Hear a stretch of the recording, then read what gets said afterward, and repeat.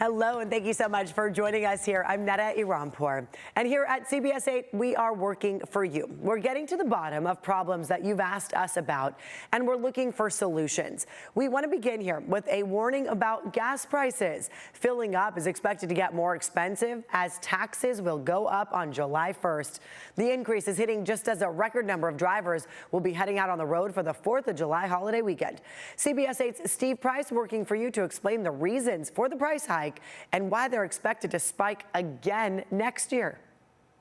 A week from today, July 1st, several new costs affecting the price of gas will go into effect. The crazy part, right now, even the experts don't know how high prices will go. Working for you, we break down the different increases.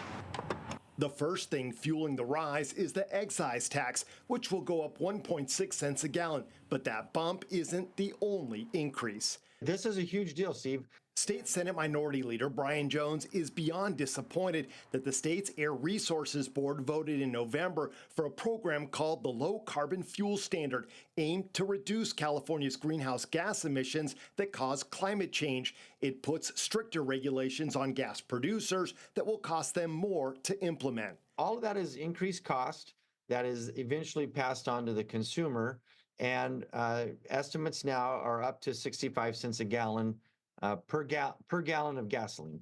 AAA expects a significant increase to gas prices, maybe up to $6 a gallon, and the cost to consumers over the course of a year. We still don't know exactly what that number is. However, we can estimate it'll be from $600 to $1,000 annually with the gas tax and the low carbon fuel standard increase as well. And AAA says that's a best case scenario because if tensions in the Middle East escalate, prices will continue to rise. And that estimate is just for right now because there's another thing to worry about in the not too distant future. That is the two refineries that are closing, one this year, one next year. Jones says that could push our prices up to $8 a gallon by the end of 2026. To fight back, he's started an online petition demanding his fellow legislators repeal the low carbon fuel standard. It has over 25,000 signatures. He says California already leads the nation in emission standards, and now enough is enough. We've got to start protecting the economy in California now that we've protected the environment in California. He's also recommending you call your state legislator. Let them know how these prices are affecting you. Encourage them to do everything they can to lower them. Working for you, Steve Price, CBS 8. And now the days of free trash pickup in the city of San Diego are coming to an end. In 2022, voters approved Measure B, allowing the city to charge for trash collection for the first time ever. And now the city council has voted on the specific amount that single-family homeowners will pay. However, many residents still don't know exactly how much they'll be charged. A lot of people are confused about this. CBS 8's Abby Black is working for you to get answers. San Diego residents will face their first ever trash collection fees, but there's still a lot of confusion on the costs, the billing, recycling, and when people will get their new bins. That's why we're working for you, cutting through all of this mess to make sure that you get the answers before you're stuck with the bill. We do believe that I think there's a lot of misinformation that's out there. I was the only reporter at today's city council meeting listening to people protest the new trash fees being added to property tax bills. As I am a landlord, a very small landlord, and I've now become a collector of service fees for the city, which I don't think is right. So let's clear up the confusion. Starting July 1st, you'll choose one of three bundles. Bundle 1 costs $32.82 per month with a 35-gallon trash bin, a 95-gallon recycle bin, and a 95-gallon green bin. Bundle 2 is $38.94 and increases your trash bin to 65 gallons. And Bundle 3 runs $43.60 with all 95-gallon containers. Prices jump less than $1 next year, but by 2028, expect to pay $10 to $14 more monthly. $3 million in general fund money has been set aside for financial assistance. Adding this to my property tax bill is going to require a significant shakeup of family finances. Here's the timeline. Fees start July 1st. On July 15th, you can choose your bundle on the online portal. If you don't act, you'll automatically get the largest containers. New bins, regardless of existing bins, arrive in October, and that's when the fee hits your property tax bill. I mean, that is so confusing and so wrong. That's attorney Maria Severson, who's representing residents suing the city for violating Prop 218, which requires voter approval for new fees. In 1919, the city passed an ordinance to approve free trash service.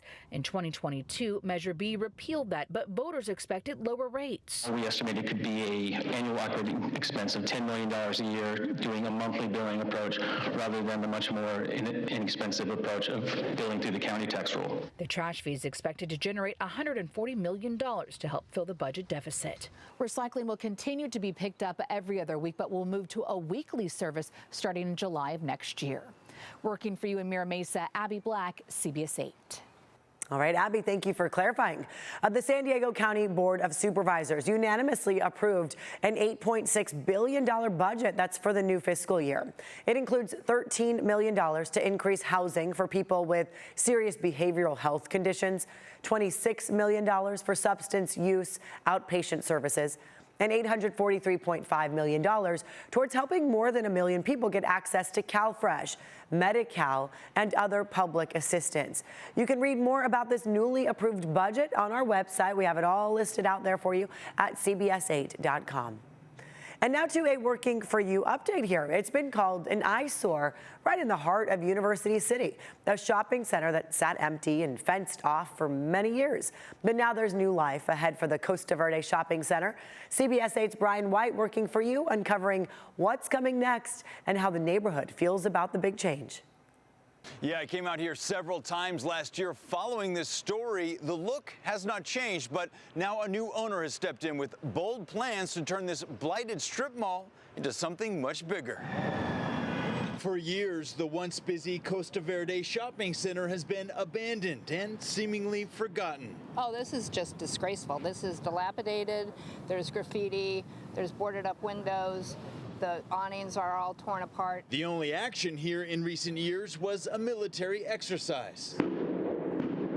Loud booms and low-flying helicopters caught residents by surprise one night more than 2 years ago when the U.S. Army carried out combat training around the empty storefronts. It scared the hell out of all the people living in the high-rises thinking that we were being attacked. Now new developers are planning to replace the 14-acre dead zone with a thriving urban village. Thousands of homes, neighborhood shops, restaurants, even a boutique hotel, all built around a new Main Street. I think that is going to be an excellent use of this property. I have no doubt that businesses would do great here. In January, the investment firm Global Mutual bought the shuttered shopping center for $124 million from Alexandria Real Estate.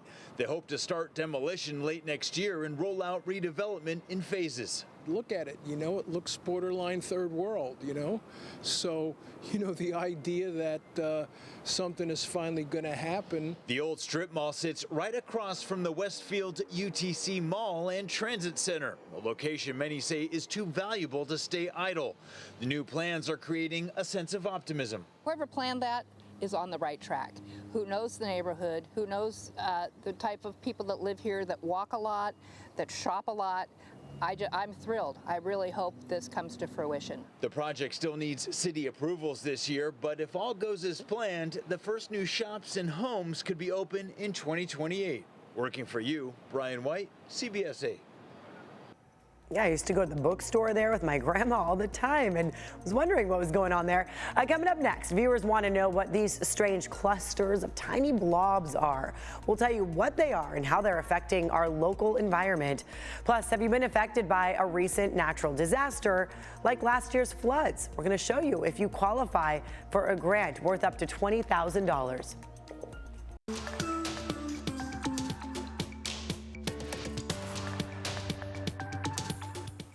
They are pink and they're popping up in clusters and they're leaving a lot of people scratching their heads. I have a hard time looking at these. Strange bubblegum colored eggs have been spotted around San Diego's lakes and reservoirs, and viewers are asking, what are they? CBS 8's Brian White working for you to find out. Yeah, I'm here at Lake Miramar, where something unusual has been catching the eyes and lenses of visitors here lately. They look like tiny bubblegum blobs stuck to the sides of reeds and trees along the water's edge. Photographer Scott Legase took these photos. They're red. They're along the lilies. You'll see red little patches everywhere, and you can tell they're eggs. Viewers reached out to us, curious what these things are. When I first saw it, it looked like kids were taking their gum and sticking it on the side. Oh, that's gross, but no clue what they are. The answer to this lakeside mystery? Channeled apple snail eggs laid in clusters of up to 600 eggs at a time. You can't miss them. You walk along the lake and look on the tules. They're everywhere. The California Department of Fish and Wildlife says these apple snails are an invasive species from South America, known to devour aquatic plants and threaten crops like rice. We actually kayaked right up to them so we could get a closer look at it, and still didn't know what they were. But this is the first year I've ever seen them. They were first confirmed at Lake Murray in 2015, but now hikers say they've seen them at lakes across the county, and they can carry a parasite known as rat lungworm, which in rare cases can lead to a deadly form of meningitis. The city of San Diego says their biologists have found no impact on drinking water, and for now, they're monitoring, but not removing the snails. Now they're in all our lakes right now, so I don't know how they got there, when they got there, but they're here now. Experts believe these apple snails may have made it here from a dumped aquarium. Small mistake with a big environmental cost. If you spot them on your next hike, they say it's best not to touch them. Working for you, Brian White, CBS 8. Right now, homeowners impacted by last year's flood, as well as other disasters, can apply for state grants worth up to $20,000. However, there are specific qualifications you need to meet. CBS 8's Shannon Handy working for you on this with those details. It's called the CalAssist Mortgage Fund. $105 million is up for grabs. That's going to help a lot of people. But as I found out today, the majority of homeowners here in South Crest and nearby Mountain View who were impacted by last year's floods won't actually qualify. From last year's historic flooding in San Diego to this year's devastating fires in Los Angeles County, California has experienced unprecedented destruction that's impacted tens of thousands of homeowners. Now, the state is offering some relief by giving away $105 million in grants to help pay victims' mortgages using the CalAssist Mortgage Fund. As part of a settlement from the Great Recession, California received the National Mortgage Settlement Fund, and that fund has very particular uses, one being mortgage assistance. Rebecca Franklin is the Chief Deputy Director of the California Housing Finance Agency. I reached out asking her to explain how these grants work and who qualifies. For starters, grants provided will cover 3 months of mortgage payments up to $20,000. So you have to own a home that still has a mortgage and was impacted by a disaster that received a state of emergency proclamation or a major disaster declaration between January 2023 and January 2025. You also have to make below a certain income, which varies by county. For San Diego County, it is $172,000 annually for the people that are on the mortgage. To be considered for a grant, your home has to be destroyed or currently uninhabitable, meaning you can't live in it right now. So the person who owns this home in Mountain View could apply, whereas their neighbors who are out for more than 6 months after the floods would not be considered. Too little, too late. Judy and Robert Banks say any assistance would have been helpful, considering they still had to pay their mortgage, all while spending tens of thousands of dollars to make their home livable again. All our neighborhood down in South Crest, they've all been patient trying to get the state, the city to act like they know we're here. While they're not able to take advantage of the CalAssist Mortgage Fund, the state hopes to assist thousands of others who can. But it's first come, first served, so apply now before the money runs out. If the homeowner is eligible, we will send the payments directly to their mortgage servicer. To apply, we have a link on CBS8.com. There's also a number to call to assist you further. Working for you, Shanna Handy, CBS 8. Yeah, it's worth seeing if you do apply for that or can apply for that. SeaWorld has to cough up millions of dollars for unpaid rent. Coming up, we're going to tell you how the city of San Diego plans to spend every penny.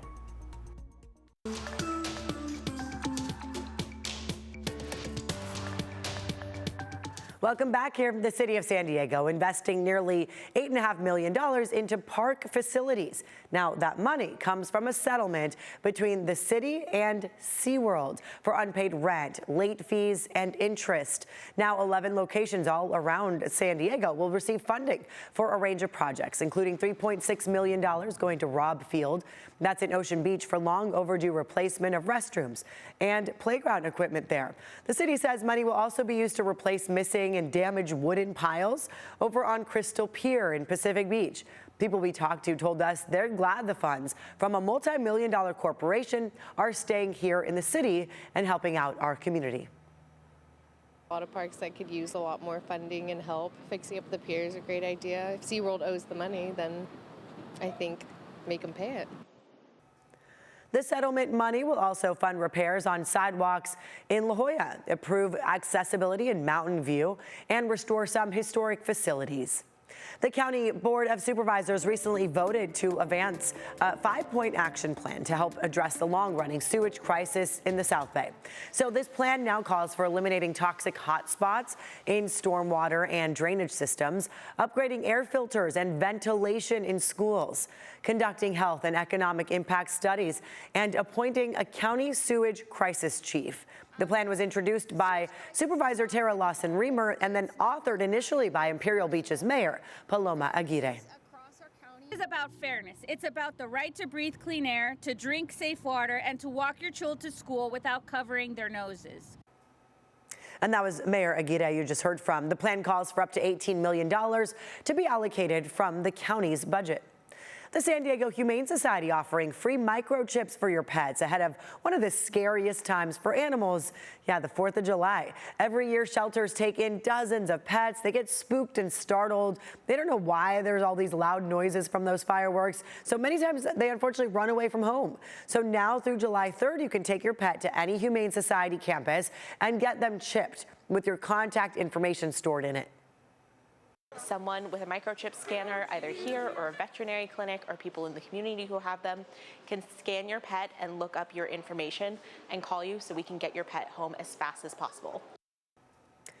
Now, the Humane Society will also be offering extended hours on the 5th of July, the day after, for people to come and reclaim their lost pets. It's a busy day. Summer is the peak season to visit our national parks, but some parks are feeling the strain of budget cuts and those staffing shortages.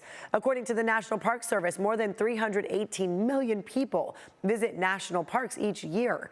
Writer and photographer Emily Pennington visited all 63 of them. Wow. She says because of understaffing, you might want to pack your own toilet paper and sanitizer, hand sanitizer, because the restrooms might not be cleaned as often. Visit early or late to beat the crowds. Plan ahead and practice the leave no trace, meaning take out anything you brought in to the park. Plan a cool sunrise hike or sunrise scenic drive. That way you're not impacting the gate during the very, very busy, late morning, early afternoon hours, things like that. Yeah, we've seen how packed it could get at Joshua Tree, for example. If you're looking for a national park to visit as a family, Pennington recommends Rocky Mountain National Park in Colorado. It has a lot of little short trails that kids can do, and plenty here in San Diego to go hiking on. That's going to do it for us here. Remember, if there's something you want us to look into, email us workingforyou@cbs8.com.